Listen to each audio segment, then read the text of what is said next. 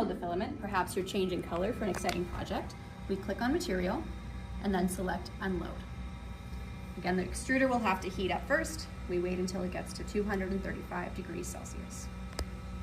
Once the extruder has heated up until 235 degrees, our next step is to take the side panel off.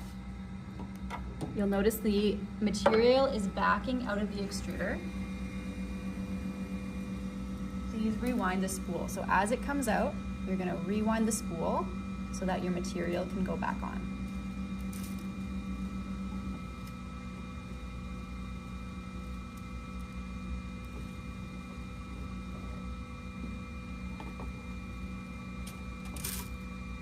And there we have it. We have unloaded our filament. We click done, and we're ready to load new filament on.